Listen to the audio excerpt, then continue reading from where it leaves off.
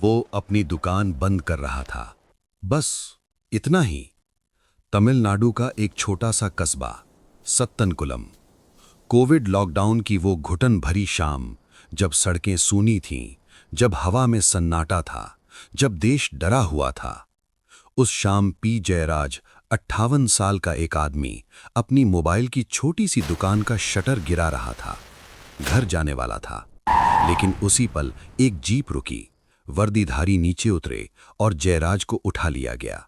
कोई एफआईआर नहीं, कोई वारंट नहीं, बस एक आरोप। दुकान लॉकडाउन के तय वक्त से शायद 10-15 मिनट ज्यादा खुली रह गई। 10 मिनट, इसकी सजा क्या होती है? बेनिक्स को खबर मिली। 31 साल का बेटा, बाप का एकमात्र सहारा। वो दोस्त के साथ थाने पहुंचा। सोचा कोई गलतफहमी होगी, बात करेंगे, सब ठीक हो जाएगा। थाने के अंदर वो मंजर दिखा जो एक बेटे को कभी नहीं भूलता। उसके बाप को जमीन पर गिराकर मारा जा रहा था। बेनिक्स ने आवाज उठाई, बस यही उससे गलत हो गया। थाने का दरवाजा बंद हुआ। अंदर से बाहर खड़े वकील, दोस्त, परिचित, किसी को अंदर नहीं आने दिया गया। कोई आवाज अंदर नहीं गई, कोई आवाज बाहर नहीं आई। रात के 11:30 और फिर शुरू हुई वो रात जो अगले दिन सुबह 3 बजे तक चली। 7 घंटे से ज्यादा। सीबीआई की चार्जशीट में लिखा है, लाठियों से मारपीट के कई राउंड्स। कपड़े उतार दिए गए। थाने की वुडन टेबल पर दोनों को उल्टा लिटाया गया। उस मेज को बाद में कोर्ट के रिकॉर्ड में एक नाम मिला, टॉर्चर बेंच। दीवारों पर खून के छींटे गए, फर्श लाल हो गया, लाठियां लाल हो गईं। एक एक रात, एक एक मिनट। और उस रात वहां एक महिला कांस्टेबल थी, रेवती। रेवती, इस नाम को याद रखो, क्योंकि अगर रेवती नहीं होती, ये कहानी कभी किसी को पता न चलती। वो ड्यूटी पर थी, उसने सब देखा।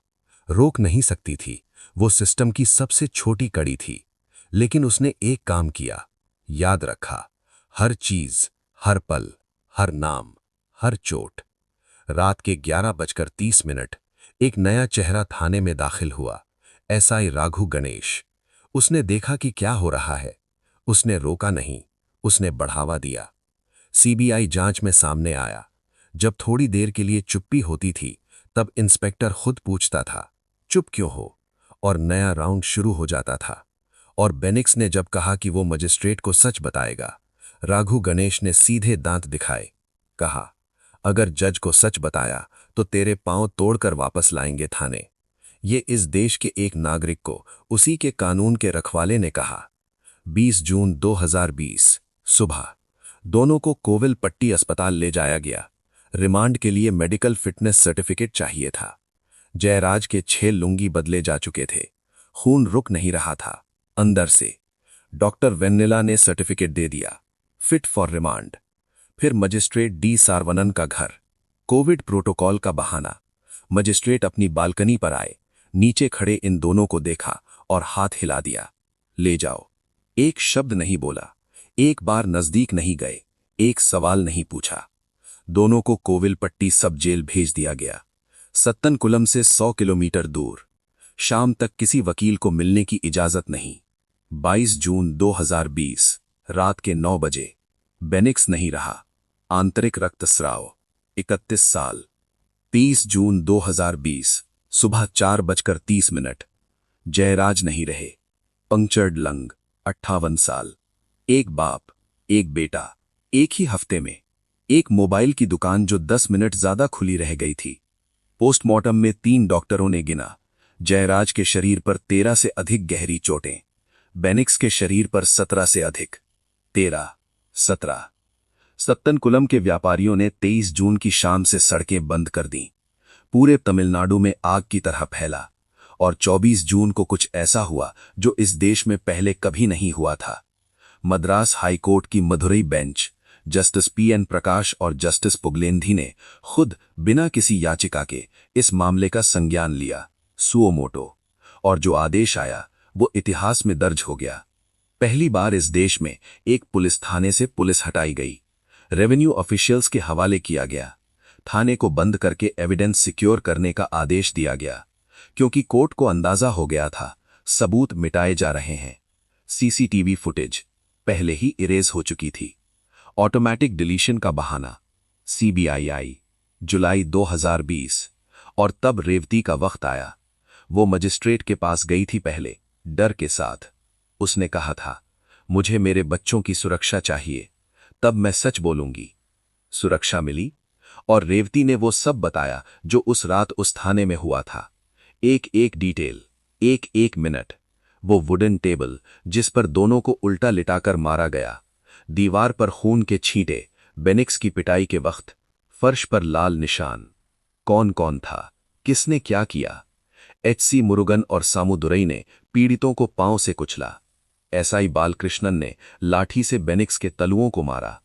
और फिर रेवती ने इन्वेस्टिगेटर्स को वो जगहें दिखाईं जहां खून छुपाया गया था, जहां सबूत मिटाने की कोशिश की गई थी। डीएनए टेस्टिंग हुई। मैच जयराज का, बेनिक्स का। 21 साल की नौकरी, अपना करियर, अपनी सुरक्षा। रेवती ने ये सब दांव पर लगाया, अपने ही साथियों के खिलाफ। क्योंकि कुछ चीजें हैं जो देख लेने के बाद आंखें बंद नहीं होती। 26 सितंबर 2020 सीबीआई की चार्जशीट दाखिल। 2027 पेज।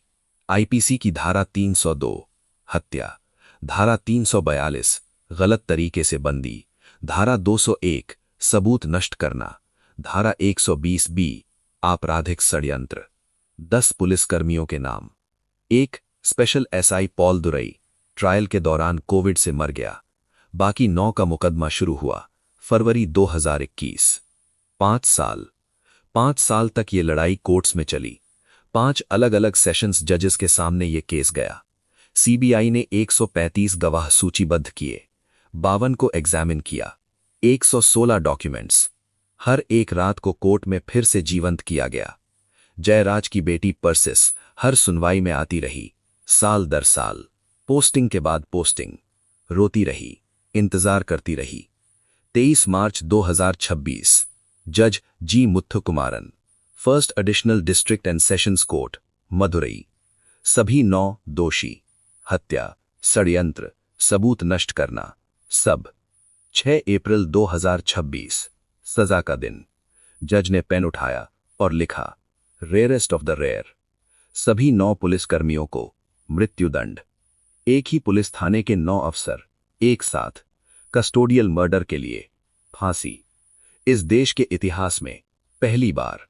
जज मुथुकुमारन ने कहा, यदि आम नागरिक ने यही अपराध किए होते तो सामान्य सजा दी जाती, लेकिन यहां पुलिस ने खुद ये अपराध किया।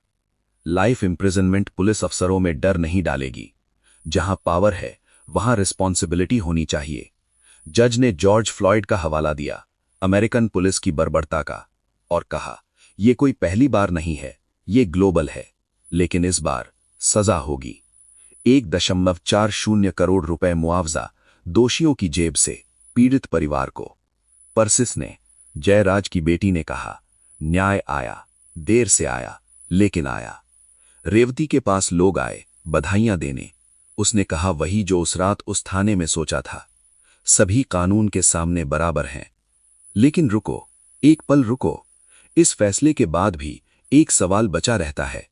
जनवरी से मार्च 2026 के बीच सिर्फ 3 महीनों में इस देश में 170 कस्टोडियल डेथ्स रिपोर्ट हुई। सिर्फ वो जो रिपोर्ट हुई।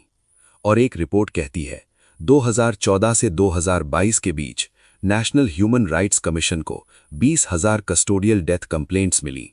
प्रोसिक्यूशन रेट 0, एक भी नहीं। सत्तनकुलम लैंडमार्क है, प्रेसिडेंट है, लेकिन क्या यह प्रेसिडेंट सिर्फ इतिहास की किताबों में रहेगा? भारत ने United Nations convention on torture अभी तक रैटिफाई नहीं किया। कोई डेडिकेटेड एंटी टॉर्चर लॉ नहीं, कोई मैंडेटरी बॉडी कैमराज नहीं, कोई इंडिपेंडेंट कंप्लेंट्स अथॉरिटी नहीं। सिर्फ एक कानून जो तब बोलता है जब कोई मर जाता है, जब खून दीवारों पर छूट जाता है, जब रेवती जैसी कोई सामने आती है। और अगर रेवती नहीं आती, सीसीटीवी पहले ही इरेज हो चुकी थी। सोचो, अगर रेवती नहीं होती, अगर वो डर के मारे चुप रहती। जो कि इंसानी फितरत है, तो कोई डीएनए नहीं, कोई गवाह नहीं, कोई केस नहीं। जयराज और बेनिक्स एक स्टैटिस्टिक्स बन जाते। एक और नंबर 2001।